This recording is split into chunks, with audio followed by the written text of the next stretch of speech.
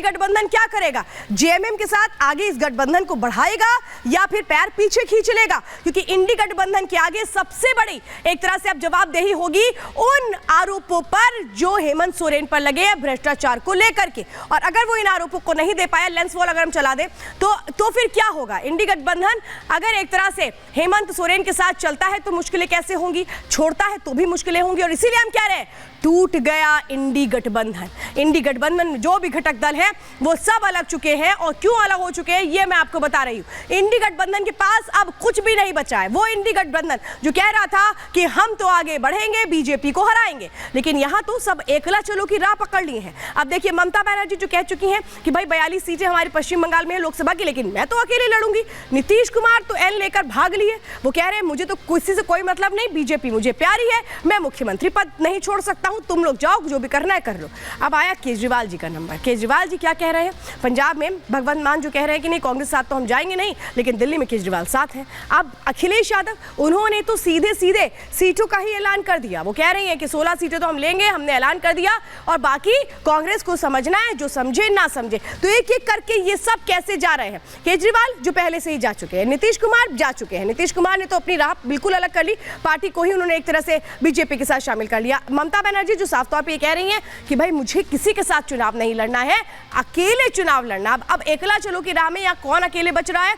यहाँ बच रहे हैं मल्लिकार्जुन खड़गे। यानी पूरी की पूरी इंडी कैसे जो एक तरह से मल्लिकार्जुन खड़गे के पीछे आप देख रहे हैं जितने भी लोग थे वो सब के सब किनारे हो गए। और मुझे तो लगता है आखिरी में यही होगा, जो कांग्रेस है वो कहेगी इंडी गठबंधन का हिस्सा सिर्फ और सिर्फ हम है। यानी इंडी गठबंधन में आखिरी वक्त में बचेगा कौन? सिर्फ और सिर्फ कांग्रेस। अब एक और दिलचस्प बात मैं बताती हूँ उत्तर प्रदेश को लेकर। उत्तर प्रदेश में ये चाचा और भतीजे की जो जोड़ी है, ये चुनावों के आने के पहले पहले किस तरह से बिफर जाती है, कैसे गुस्से में लाल पीली हो जाती है और कहते हैं कि भाई हम अलग हो जाए तो बहुत अच्छा। इसके पहले हमने देखा था उत्तर प्रदेश के चुनाव में 2017 में दोनों अलग होकर ही लड़े थे, नतीजा क्या हुआ था वो सबके सामने है। लेकिन इस बार क्या करेंगे? पहले तो चाचा भतीजे साथ आए थे, उन्होंने कहा था भूल हुई जो हम अकेले चुनाव लड़े, लेकिन इस बार क्या हो गया?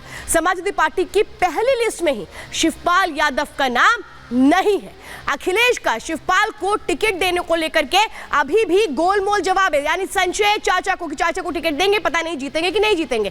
शिवपाल के चुनाव लड़ने पर अभी भी तस्वीर साफ नहीं है, जो दिखाता है कि दोनों के बीच कैसे मनमुटाव है। कन्नौज आजमगढ़ से चुनाव लड़ना चाहते हैं अखिलेश यादव। शिवपाल का आजमगढ़ से चुनाव लड़ना मुश्किल नजर आता है। आजमगढ़ की सीट से मुलायम सिंह यादव भी चुनाव लड़ा करते थे। शिवपाल के आजमगढ़ से चुनाव लड़ने पर चर्चा तेज थी। वो चाहते हैं भाई मुझे आजमगढ़ की सीट से चुनाव लड़ाओ, प्रदेश और संगठन में शिवपाल को एक तरह से बड़ी जिम्मेदारी मिलनी चाहिए, ये भी वो मानते हैं। लेकिन ऐसा हो नहीं रहा है और इसीलिए कहा जा रहा है कि क्या बस चंद महीनों में जो लोकसभा चुनाव हो रहे हैं उससे पहले ये दोनों भी अलग हो जाएंगे और अलग पार्टी जो बनाई थी शिवपाल यादव ने फिर से वो उस पार्टी के जरिए के चुनावी मैदान में होंगे। ये कई वो सवाल है जो उठ खड़े हो रहे हैं और इसीलिए मैं कह रही हूं कि इंडी गठबंधन अब बिखर चुका है। इंडी गठबंधन में कुछ भी नहीं बचा। जो सियासी बयान निकलकर सामने आ रहे हैं वो इस बात को और ज्यादा पुख्ता करते हैं। देखिए वो बयान और देखिए वो रिपोर्ट।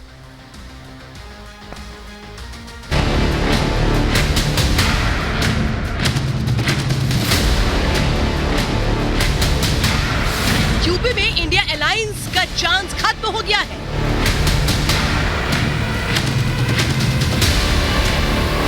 पश्चिम बंगाल में भी बंद हो गया चैप्टर।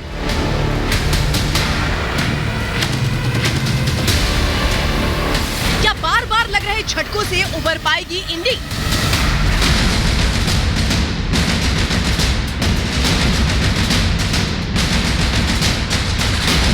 पिछले एक हफ्ते में देश में जो सियासी घटनाक्रम बदला है उसमें पश्चिम बंगाल और बिहार के बाद उत्तर प्रदेश का भी बड़ा रोल है। खासकर इंडिया ब्लॉक को ममता और नीतीश के बाद अब अखिलेश यादव ने भी झटका दे दिया है। अखिलेश यादव ने सीधे तौर पर कांग्रेस के साथ चुनाव नहीं लड़ने जैसी कोई बात नहीं की, लेकिन उन्होंने कांग्रेस के लिए यूपी में सियासी दायरे की लकीर खींच डाली। एक तरफ कांग्रेस विपक्षी एकता के लिए संघर्ष करती नजर आ रही है तो दूसरी तरफ बाकी विपक्षी दल शायद चुनावों के लिए ज्यादा तेजी में दिखाई दे रहे हैं। यूपी में समाजवादी पार्टी ने लोकसभा चुनाव के लिए 16 उम्मीदवारों के नामों का ऐलान कर दिया। इस सूची में सपा अध्यक्ष अखिलेश यादव की पत्नी डिंपल यादव का नाम भी है जो मैनपुरी से प्रत्याशी होंगी। इसके अलावा इस लिस्ट में अक्षय यादव, रामप्रसाद चौधरी और नवल किशोर शाक्य जैसे नाम भी शामिल हैं। ऐसे में कांग्रेस को ऐसा लगा मानो कोई वज्रपात हो गया हो, क्योंकि समाजवादी पार्टी ने बिना कांग्रेस का इंतजार किए एक तरफा फैसला ले लिया। ये कांग्रेस के लिए सदमे जैसी स्थिति है। पहले ममता बनर्जी, फिर भगवंत मान और इसके बाद नीतीश कुमार और अब अखिलेश यादव। नीतीश कुमार ने तो एनडीए में वापसी करने के बाद इंडी को लेकर कई राज भी खोले, जिस पर सियासत शुरू हो चुकी है। हम तो बोल दिए थे कि इनाम ठीक नहीं है, तब तक कर दिया तो हम कहे ठीक है। हम बाद में हालत देख न लिए, एक काम नहीं कर रहा था। आज तक तय किया कि कौन पार्टी कितना लड़ेगी, कुछ नहीं। हम तो फिर छोड़ दिए कि भाई छोड़ो भाई, और छोड़ करके हम अपना आ गए। नीतीश जी कह रहे हैं या कहवाए जा रहे हैं मैं नहीं जानता, लेकिन मैं हर मीटिंग में साक्षी रहा हूं, और चूंकि हर मीटिंग में मैं साक्षी रहा हूं तो अभी में ज्यादा बोलना उचित नहीं होगा। कई चेहरों के नकाब उतर जाएंगे। साफ है, इंडी में सीट बंटवारे को लेकर अब तक बात नहीं बन पाई है। कई दल अब तक अलायंस को बाय बाय कर चुके हैं। सूत्रों का कहना है कि अब तक अखिलेश 16 सीटों से ज्यादा देने को तैयार नहीं है, तो वही कांग्रेस गठबंधन में 23 सीट से कम मानने को तैयार नहीं है। लेकिन कांग्रेस ने अपनी तरफ से इस फैसले को न मानते हुए गोलमोल बात करनी शुरू कर दी। उसने ना तो अखिलेश के फैसले को नकारा और ना ही स्वीकार किया। मुझे तो थोड़ा सा शक होता है कि ये जो लिस्ट है वाकई में समाजवादी ने, मुझे नहीं लगता कि होगी। ये कोई भारतीय जनता पार्टी या विरोधी दल की कोई साजिश दिखती है। कोई ऐसा समझौता हुआ ही नहीं है, जो मैं इस पर सिरे से नकारता हूँ। आपस में छोटी छोटी बातें होती रहती हैं। अभी हमारे ओर से तो कुछ फाइनल नहीं हो पाया है। समाजवादी पार्टी ने सीटों पर प्रत्याशी घोषित कर अपने इरादे जाहिर किए तो सियासत में चुटकियां ली जाने लगी और पार्टी के दिग्गज नेताओं के बचाव में उतरना पड़ा। कि विपक्षियों ने ठाना है 24 में मोदी जी को प्रधानमंत्री बनाना है। कुछ लोग सट के सेवा करेंगे, कुछ लोग हट के। अब अखिलेश जी छटपटा रहे हैं कि जल्दी हम कांग्रेस हमको साथ छोड़ दे और हम अकेले लड़ें ताकि हम हट करके सेवा करें। तो अखिलेश जी ने अपनी पत्नी का टिकट, अपने भतीजे का टिकट, भाई का टिकट घोषित कर दिए, लेकिन शिवपाल जी को किनारे लगा दिया।